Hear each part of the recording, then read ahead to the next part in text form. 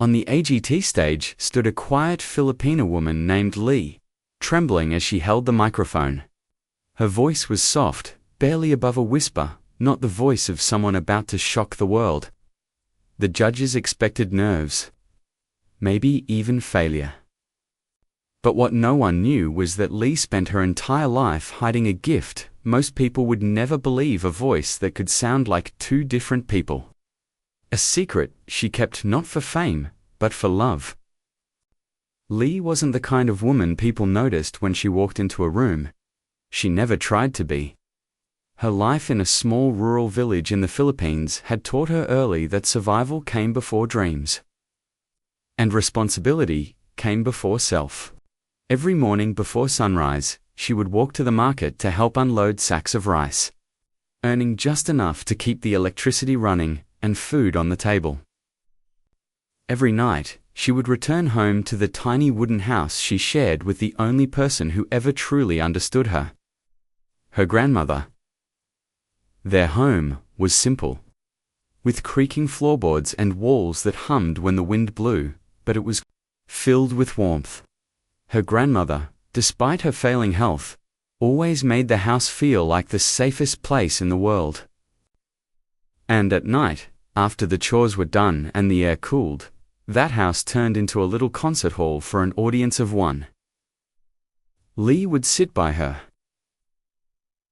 grandmother's bed with an old microphone they found in a thrift shop years ago, the cord frayed, and the metal chipped.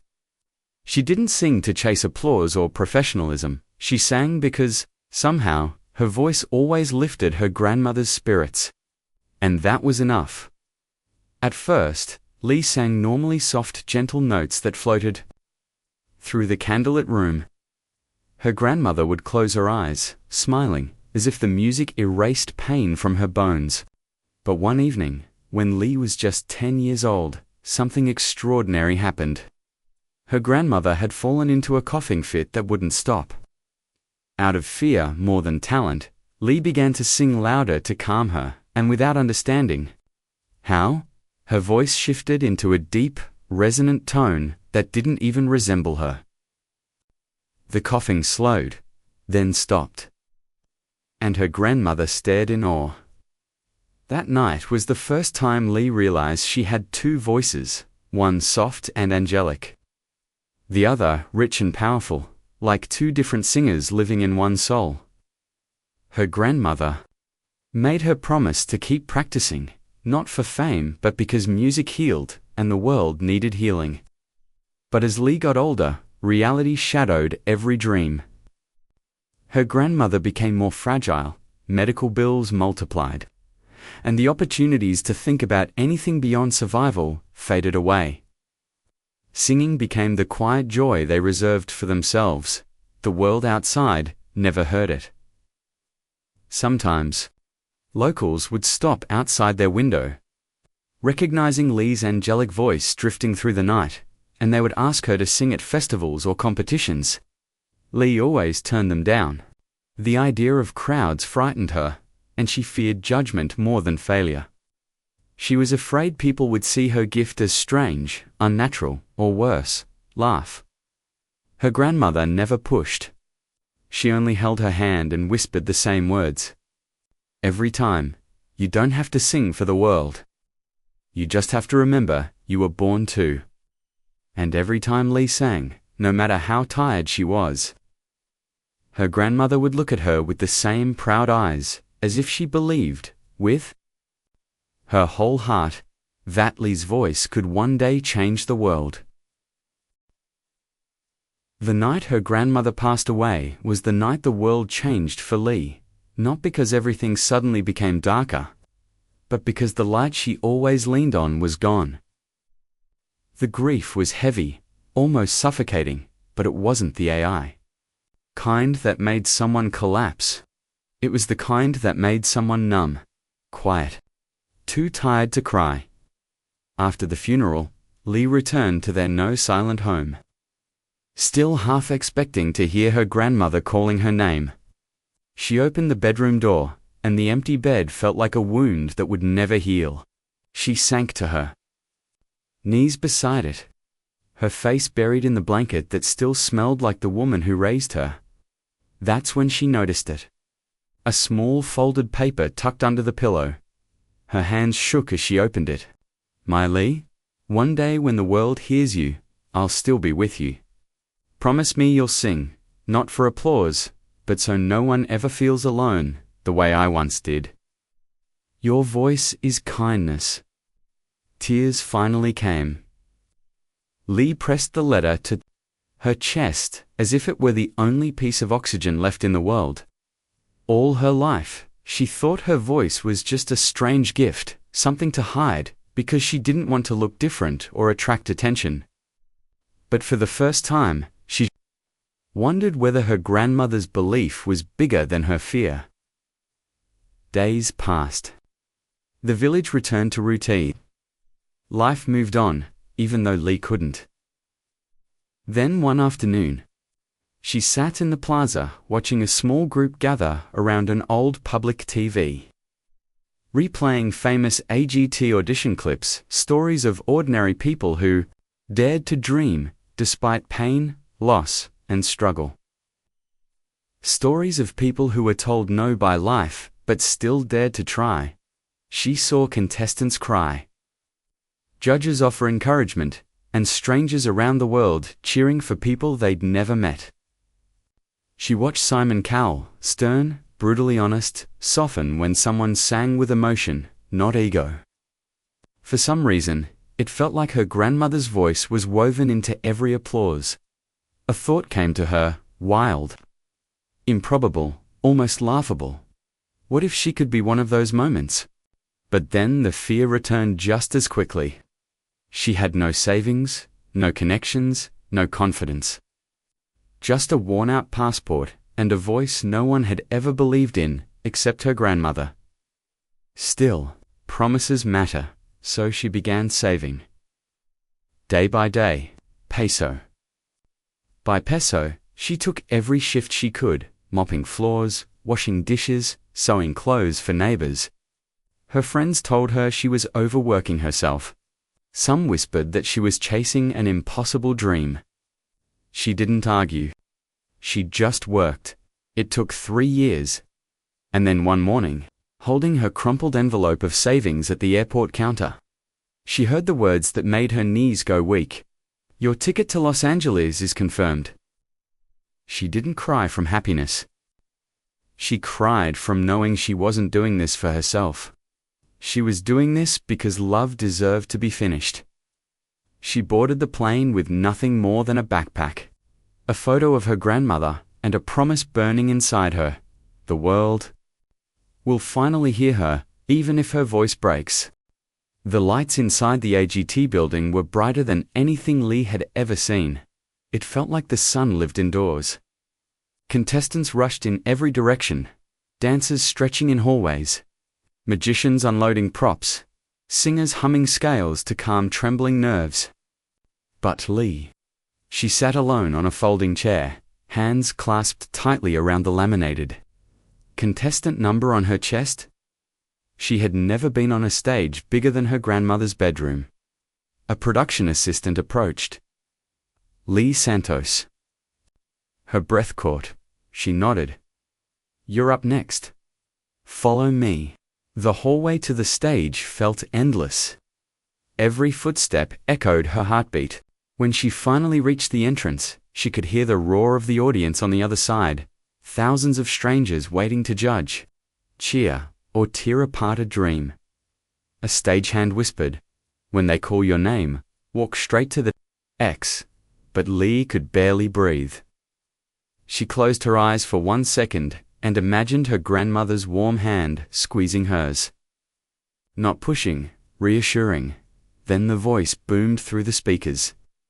"Next up, from the Philippines, Lee Santos." The applause was polite, curious, but not excited. The audience saw a shy, ordinary woman walk out, wearing a simple dress and holding the microphone like it might slip from her fingers. Simon Cowell leaned back in his seat, already preparing for what he assumed would be another nervous, forgettable performance. "Hello, Sophia said kindly. What's your name? Lee? She whispered. Her voice was barely audible. What will you be doing for us today? Asked Simon, expression neutral. I will sing. Simon nodded with perfunctory politeness, the same way he nodded to hundreds of singers each season. He didn't expect to be surprised. Whenever you're ready, he said. The first note came out soft, fragile, trembling. For a second, even Lee wondered if she might break. But then, she saw a flash of golden confetti in her imagination. The memory of her grandmother cheering from her bed, and her fear melted into purpose. Her voice grew warmer, fuller, pouring emotion into every line. The audience leaned in. The softness in her tone was stunning, angelic, almost too delicate for such a huge room. People began to smile, sway, and whisper to one another. She's good, she's really good. But no one had any idea what was coming. Halfway through the song, Lee inhaled deeply and switched. Her voice transformed instantly into a deep, rich resonance that sounded like a completely different singer. The crowd gasped. A woman in the front row slapped her hand over her mouth. How could that voice come from such a small person? From the same person? Lee didn't stop. She switched back again, soft, heavenly, then returned to the powerful voice, shifting seamlessly between the two, like a duet sung by one heart. Even the cameraman forgot to move. Simon, who rarely showed shock, sat up instantly. His eyes widened. His mouth slowly opened, the disbelief plain on his face. His pen slipped from his hand without him noticing. This wasn't a gimmick, this was emotion. This was a woman singing in two voices, one for the world, one for the memory of the person she loved most. When the last note rang, the entire theater sat stunned in silence, no one knowing if they should breathe or cry. And then the applause erupted. The applause felt like thunder rolling through the theater, but Lee barely heard it. Her heart was pounding too loudly in her ears. For a moment she stood frozen, clutching the microphone with both hands, not sure whether she had just done something beautiful or something foolish. She looked up, expecting judgment, the kind she spent her whole life fearing. But instead, she saw something she never imagined. People were crying. A woman in the audience had tears running down her cheeks. A father holding his daughter was swaying with her, still wrapped in his arms, as if the song reminded him of something he didn't know he missed. Even the camera operators, usually focused and mechanical, paused with glassy eyes. But the biggest shock wasn't the crowd, it was the judges. Heidi was wiping tears.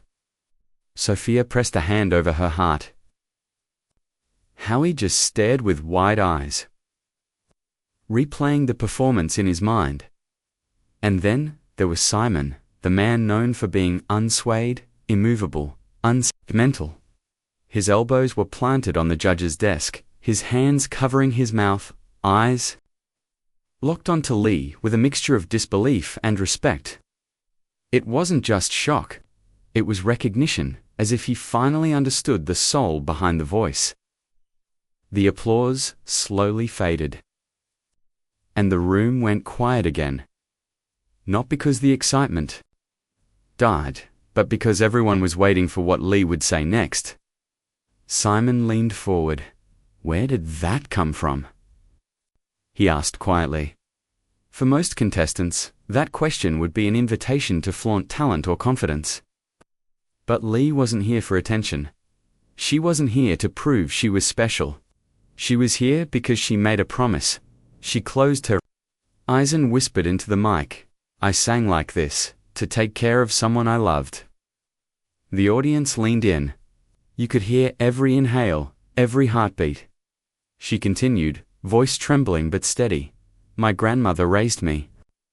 We didn't have much, but she taught me that music could heal. I didn't sing for crowds, or for applause. I sang to help her forget her pain. Her eyes watered, but she didn't break. Before she passed, she made me promise that the world would hear me one day. A hush fell over the theater. It felt like every person there knew exactly what it meant to miss someone, to love someone so deeply it shapes you. Lee lifted her head, voice cracking. I don't sing with two voices to impress people. I sing because one voice is hers, and the other is mine. Together, it feels like she's still here. The silence shattered like glass. People stood, not gradually, but all at once, a wave of emotion rolling upward from the front row to the very back. The applause was no longer polite or curious. It was loud, grateful, and full of love, a celebration of a woman who turned her pain into something beautiful. But Simon didn't clap.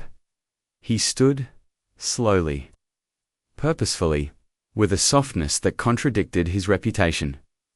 The crowd roared even louder. As he walked toward the judges' panel edge, eyes glistening. He didn't need to speak, everyone already felt what he felt. The moment had broken the room, not with spectacle, but with heart. The standing ovation felt like waves crashing against the stage, relentless, overwhelming, almost unreal. Lee didn't know where to look. She had expected rejection. Not this.